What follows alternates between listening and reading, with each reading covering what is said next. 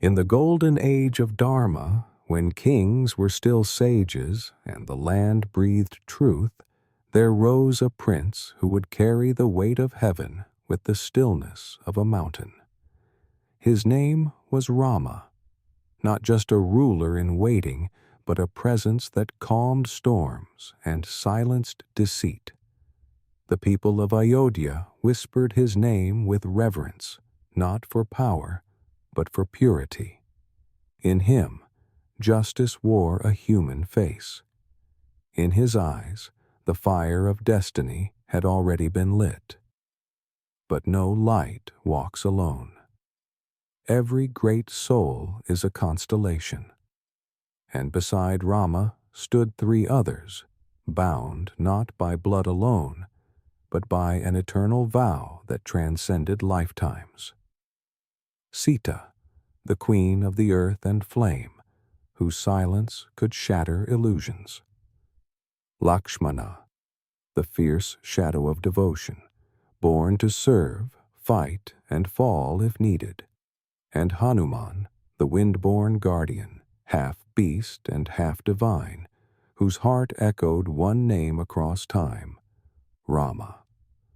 Their story is not one of ordinary love or loyalty. It is a journey where Dharma is tested by exile, where love is torn by war, and where each step forward burns away the false to reveal the timeless. This is not just mythology. This is soul memory, a truth too ancient to be forgotten. Before we walk deeper into this tale, take a moment. If the fire of these names stirs something within you, write this in the comments. I walk the path of truth and devotion. It is not a sentence. It is a seed.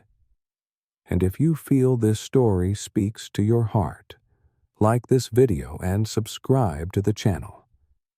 You are not just a viewer. You are part of the remembrance. It began with exile.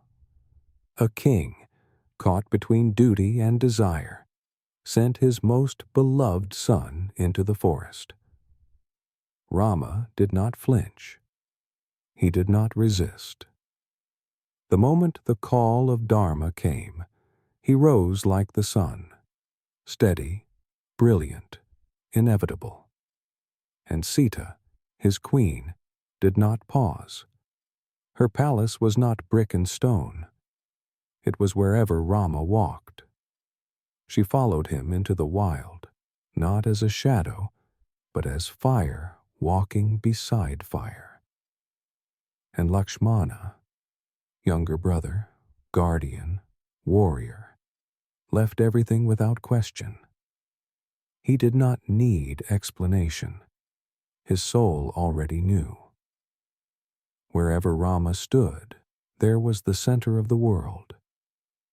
Together, the three disappeared into the forests of India, not as exiles, but as pilgrims.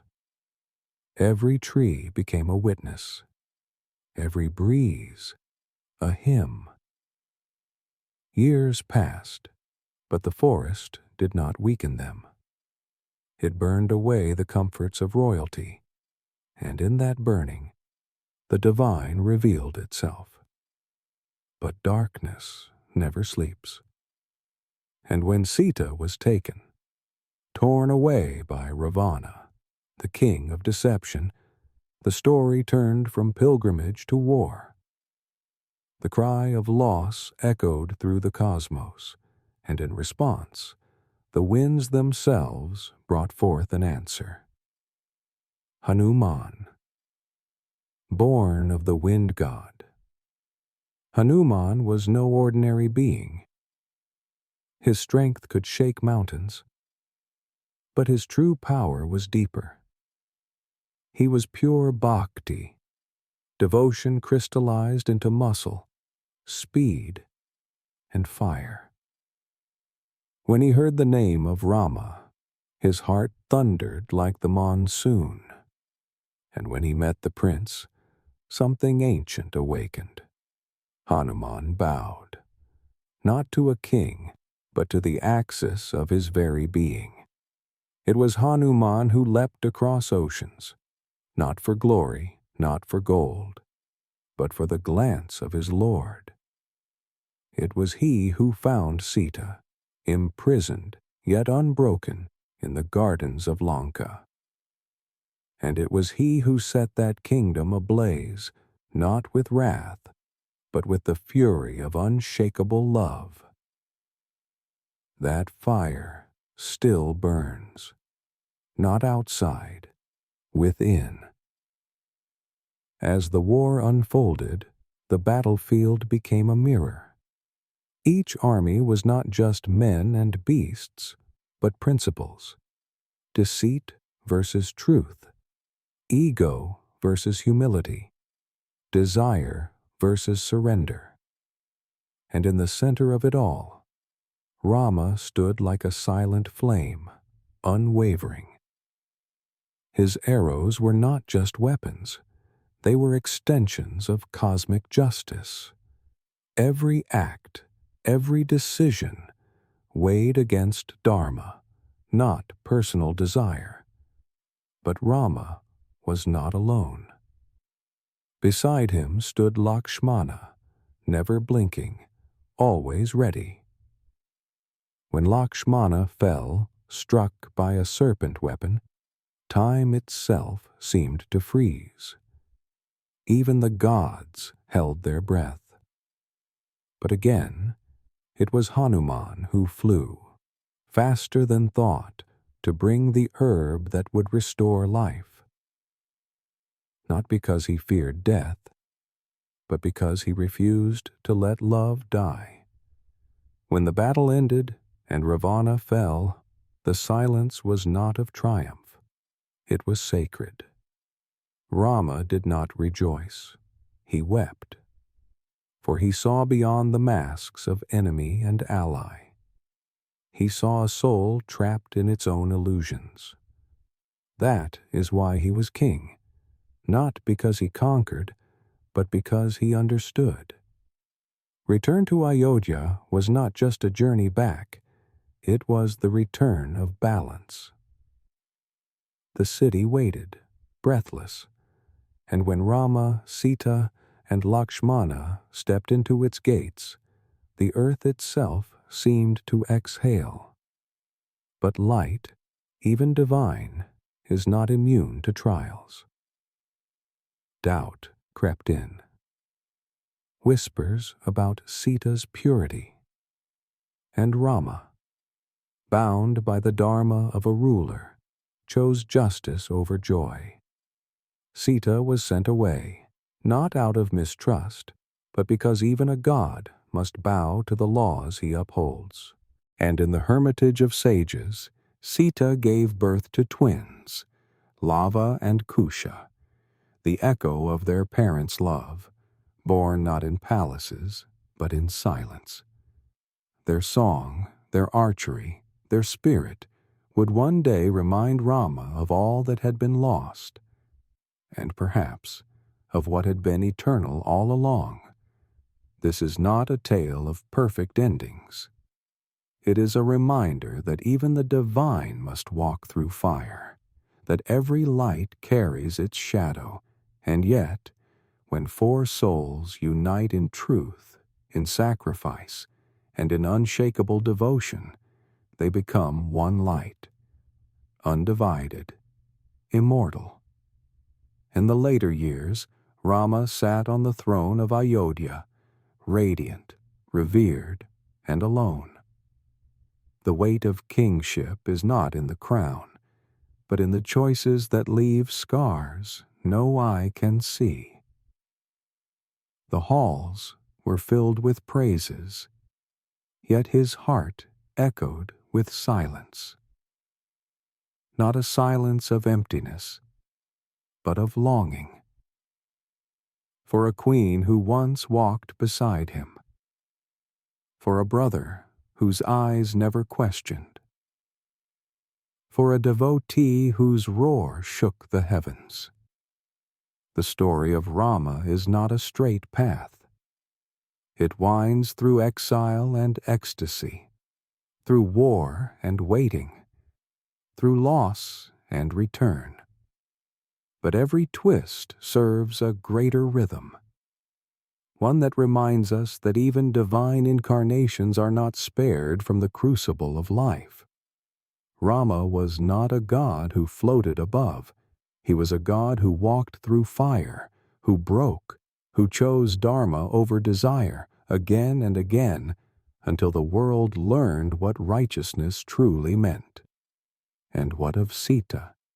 She returned to the earth that birthed her, not in shame, but in grace. When asked to prove her purity once more, she refused the court of men and called upon the mother herself. The ground opened not as punishment, but as a throne, receiving her in light. Sita did not vanish. She transcended. She remains in every woman who walks with dignity through injustice, who stands unshaken by the noise of the world. Lakshmana, too, fulfilled his role till the final breath. When the time came for Rama to return to the divine, Lakshmana chose silence over protest. One last sacrifice, one final offering, a soul born to serve till the very end. He walked into the river Sarayu not as a warrior, but as a sage, his life a testament to unspoken loyalty. Even the waters bowed as he disappeared. And Hanuman? He remains, immortal, not in myth, but in presence. It is said he still roams the world, wherever the name of Rama is uttered with love. His eyes burn not with power, but with remembrance. He did not seek liberation, for he already lives in the heart of the beloved. Every stone, every temple, every echo of Rama is a footprint of Hanuman's path. Their family was forged not in comfort, but in crisis, not by blood, but by vow. Each member a reflection of the highest in us. The king who ruled not with sword, but with soul. The queen who bore injustice without ever losing her light. The brother who lived without a self. The servant whose love defied even death. Together, they are more than a story. They are a mirror, a reminder of what we can be when we align with what is sacred. And through their lives, we learn that Dharma is not rigid law. It is living truth. It breathes. It bends. It listens. Dharma demands not blind obedience, but fierce inner clarity. Rama never forced it. He embodied it. That is why his tale endures, not in books alone, but in the very pulse of the land. Ayodhya may lie beyond the veil of time, but its spirit lives in every act of courage, every word of honesty, every tear shed in quiet strength. It is not a city. It is a state of being. And the family of Rama, in all their sacrifice and splendor, are its eternal guardians. If this story moved something in you, if you felt their presence even for a moment, write in the comments, "I carry the light of Rama within me." Let it not just be words. Let it be your prayer, your path, and your promise. Like this video if their journey stirred your soul. Subscribe to this channel to walk deeper into the ancient truths that still live, breathe, and guide us. We are not just telling stories here. We are remembering who we are, because when four souls become one light, the darkness has no choice but to disappear.